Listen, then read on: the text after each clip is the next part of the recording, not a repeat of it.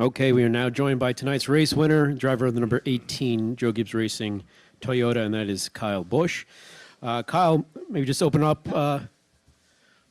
Co-owner of Joe Gibbs Racing, Coy Gibbs. Start with you, Kyle. Maybe just take us through what you saw in that last turn that eventually led to victory.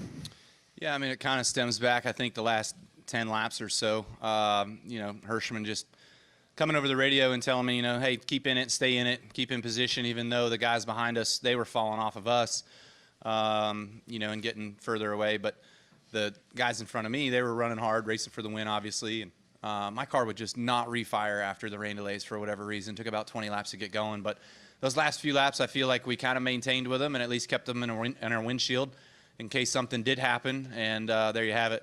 The final corner there was chaos ensued, I guess, and then we were able to make it through and steal a win, back into one. So, feels good to get one here in this next-gen race car. Feels good to win on dirt. A lot of caveats. And Coy, for you, maybe take us through your emotions, probably thinking that you're going to finish third and then, in a blink of an eye, win the race. He wanted to sit behind it, by the way. I did that on purpose. He did that on purpose. No, I think with 4 to go, he had like 2.4 second gap. So I honestly was walking home. I was hoping for a caution, and then chaos happened, and we ended up with a win. So I think it's just a testament to Kyle. He fights every lap. He always has. Whether the car's good, bad, it doesn't matter. He's always fighting for us, and it paid off tonight for sure.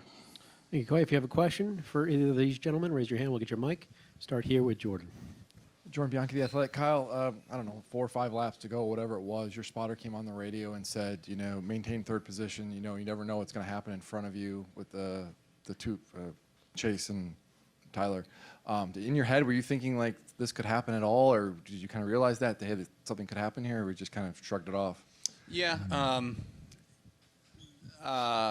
The most reminiscent of that's happened, I guess, that I can recall was Logano and Denny Hamlin getting into it at California Speedway and me being able to zoom the top and get that win, So remind me a lot of that, just being close enough to get what I needed of the corner there, the last corner through 3 and 4. Just I ran it as I normally would and up top, and got that run off the corner that was able to outdo Reddick to the line. So, I guess I've been in that position once before. I can't recall many more than that. Go to Bob, and then Noah.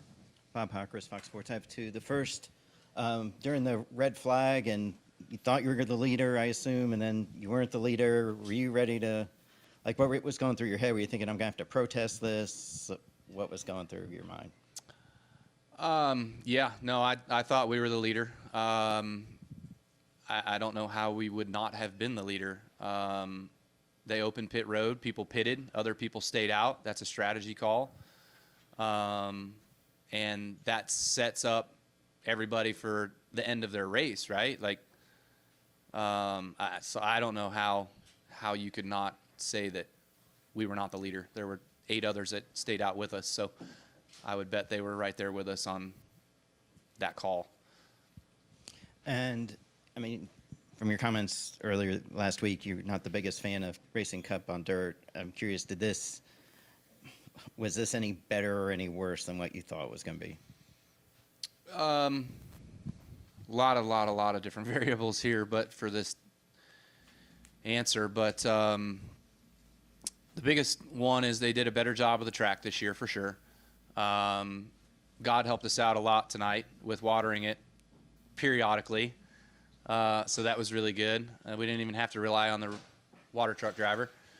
But, the biggest thing that hinders me from enjoying this is just the application. We're trying to do something that isn't applicable, in my opinion. I mean, the first 10 laps of the race, everybody's shooting mud off, and we're covering everybody's grills. Our windshields are covered just with the dirt going off the windshield and stuff like that. And those guys talk about the windshields and stuff like that. If we get rid of the windshields, we could have tear-offs and stuff. And, yeah, that's fine. But the cars are 3,500 pounds, and you saw what it's like on the last corner of the last lap to drive around here every single lap. I mean, you are on edge. You are on your toes. You are just trying not to crash every single lap. Where when you're in a dirt car, you know, I've now run micros. I've run dirt late models. I've been in a few different types of vehicles on dirt. And when there's grip, it's grip and rip. You know, you are driving the heck out of that thing. Makes you breathe hard. This thing here, you are just not breathing because you're so tensed up of not crashing. So it's just the application. But if it was a good show, it's a good show.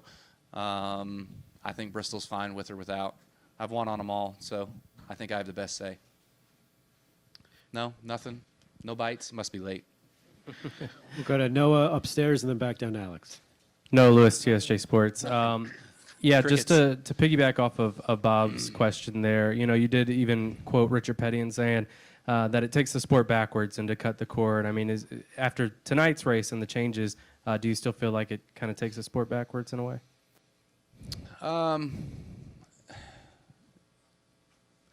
There were some bright spots for sure to the night, to this race. I don't know if the good outweighed the bad. I mean,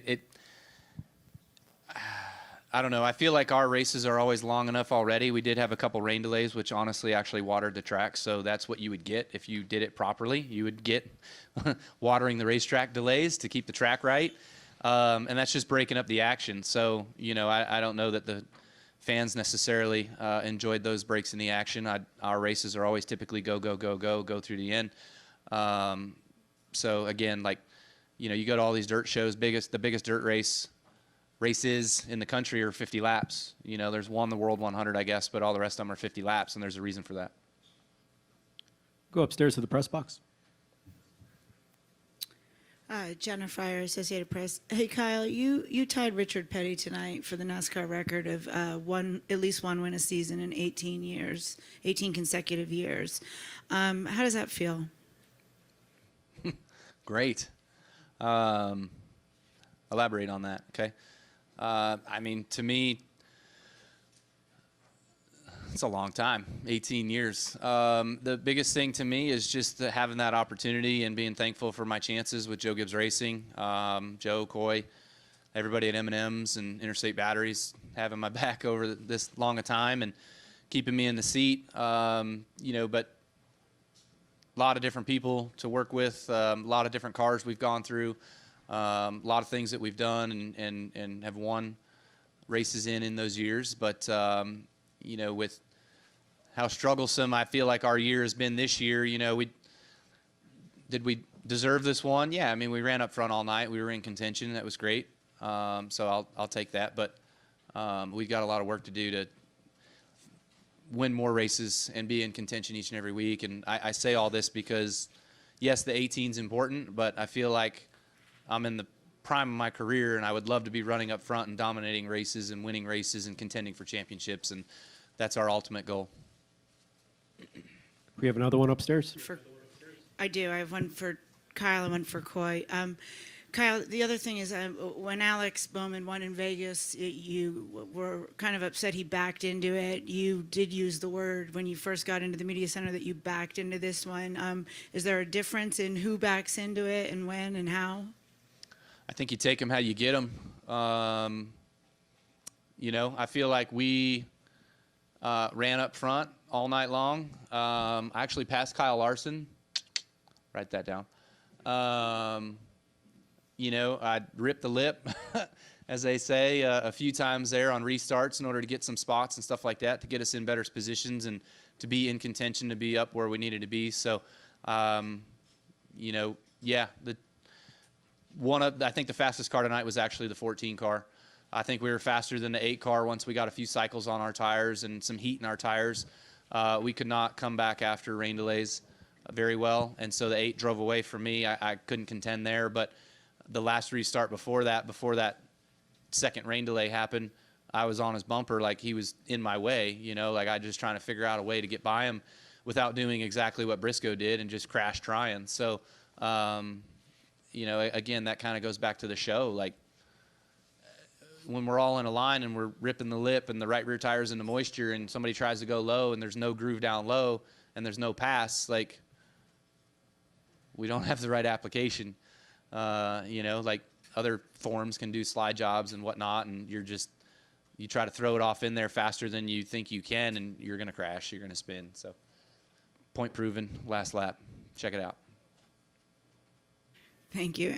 And Coy, I apologize if you have addressed this. I have not heard you. Ty has had 2 very eventful back-to-back weeks, particularly last week when he physically scuffled. I'm wondering what sort of conversations you may or may not have had with him. Yeah, Dad. Why you're ruining a good night. Do you feel bad about that? No, I mean, look, that's my son, so I have his back 24/7, 365 days a year. So that's our conversations are private. We're a pretty tough family. We raise our children tough, and I'm proud of him as a human, and I think he's talented driving a car. So that's what you got. Think we had another one in the press box. Yeah, Mike Hembry, Auto Week. Kyle, when the 2 guys got together and they both spun, how aware of you was what was happening then? Did you see Reddick come back on the track? Did you think the finish might be close with him or closer with him?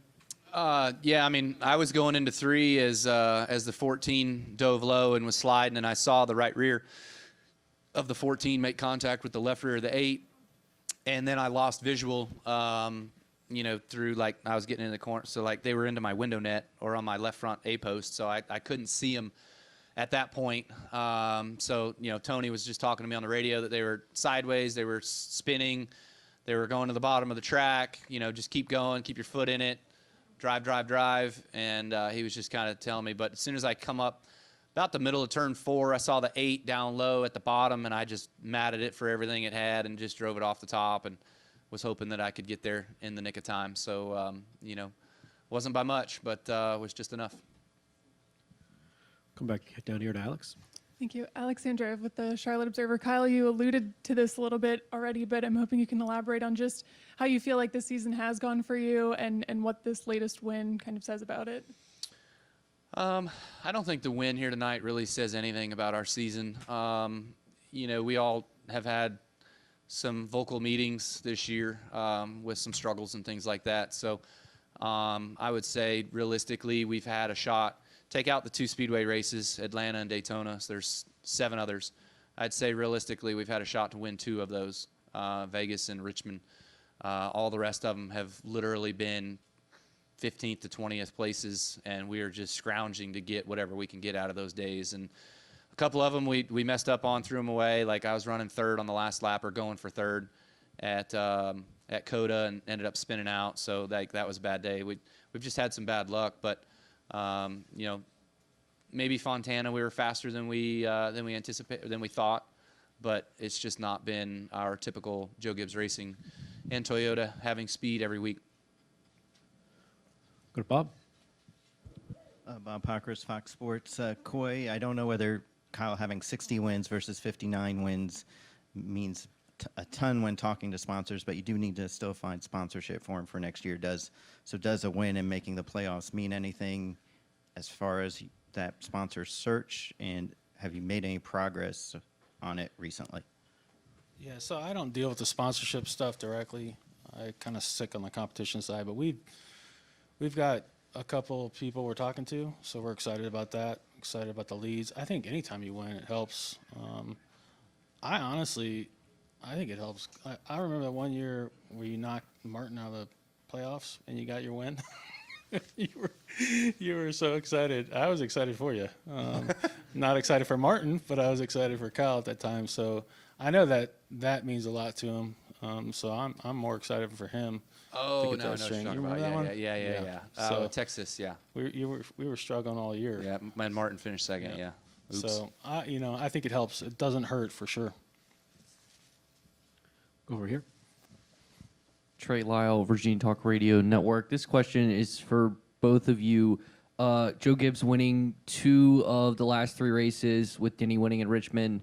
Does it feel like you're turning a corner when it comes to this car, or is it just kind of, 2 great tracks for, Denny and you? We got lucky. No, like Denny was on the right side of strategy. Honestly, I think he was a third place car at Richmond, and they made it work. We were right there with him, so I had a very good view of how good his car was. And then tonight, just being in the right position at the right time. So I wouldn't say that these 2 wins are indicative of how good we are. We're fortunate to have gotten these wins to be in the playoffs, and we still got to better all of our programs and be stronger as a unit. Any further questions? All right. Well, congratulations. Thank you, and good luck in Talladega.